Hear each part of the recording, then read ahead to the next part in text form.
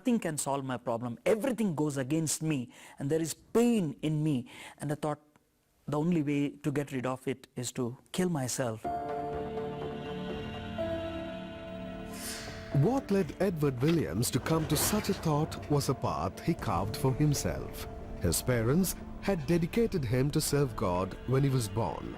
A disciplined child in school, his college years saw him taking a different route, contradictory to the vow made by his parents. I used to go to cinemas, bunking classes, and then slowly it went into other areas like smoking and boozing, and finally I became a drug addict. He needed money to buy drugs. To earn that extra buck, he tried his hand at something which he never did, pickpocketing his dad's money. That evening, Mummy took me out, and she was just asking me, who has taken that 20 rupees? Have you taken that money? In the beginning, I tried to deny that, but when I saw her crying, I could not withhold, and I said, it's me. And then I said, Mummy, I'm sorry. But I was astonished to find Mummy speaking like this. In what way do you think I can forgive you? I can't do anything else. Even if I forgive you, can that remove the pain you are having in your heart? I said no. And that was the time she spoke to me about Jesus Christ.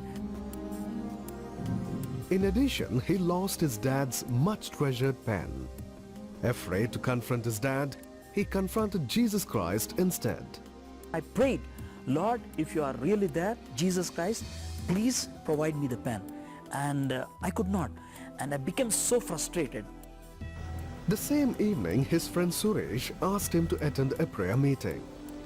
With the heart heavy laden with the guilt for the life that he was in, he accompanied Suresh. Instead of finding solace, he returned sadder and even more frustrated. On that day, I asked some questions, and the one who is taking that Bible study could not answer mine. And I thought, well, even religion doesn't have answers. Even Jesus Christ cannot answer my questions. And as I was going home, I felt very bad. Unable to bear the guilt, depression, and the pain in him for all the habits that he was into, he stood on the railway track awaiting the next train.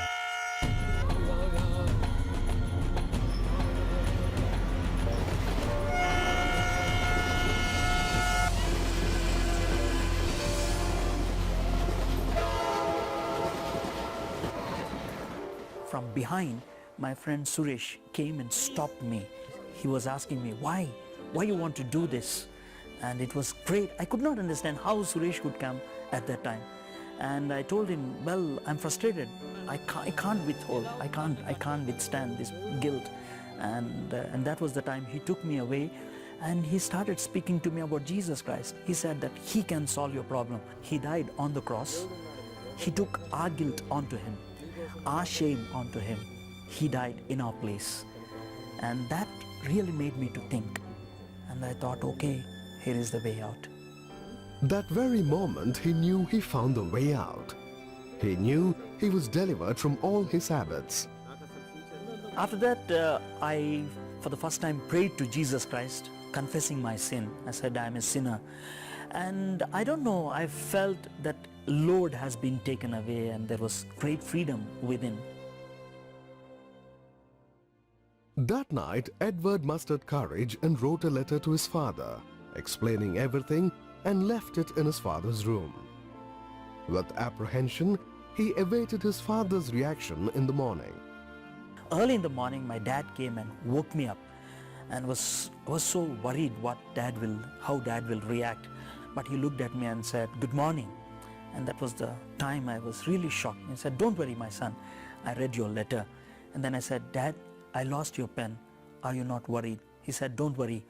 I lost a pen, but I found a son. And that gave me great joy. And it's true, Jesus started working in my life. After completion of his management studies, Edward joined the firm, but soon realized that God had a different call on his life. And I worked as a manager for a few years. But inside me there was always a drive that I should do ministry, I should be always available. But there was always a struggle, and in that struggle I asked God to give me a clear direction. Lord, I should. And in the year 89 I clearly confounded that it was God who is calling me into his ministry.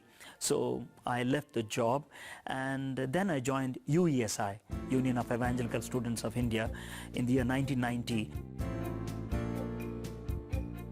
Edward has pursued his studies in theology at the South Asia Institute of Advanced Christian Studies.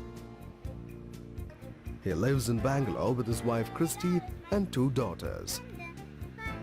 Edward Williams has been the well-known face of CBN's Telugu weekly show Nirikshana.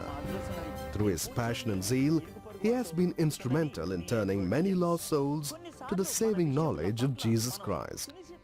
I often observed it in my life. The more I'm obedient to God, the more blessings I received from God. Whenever I was away from God, disobeying God, there was pain in me. And God is always good.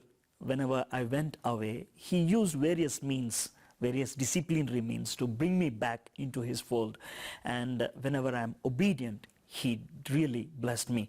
If at all I'm experiencing any blessing in my life, it's because of God's grace, and that too it's clubbed with my obedience. So that's what I would like to say. Obey God, obey God's word, and you will definitely experience blessing in your life.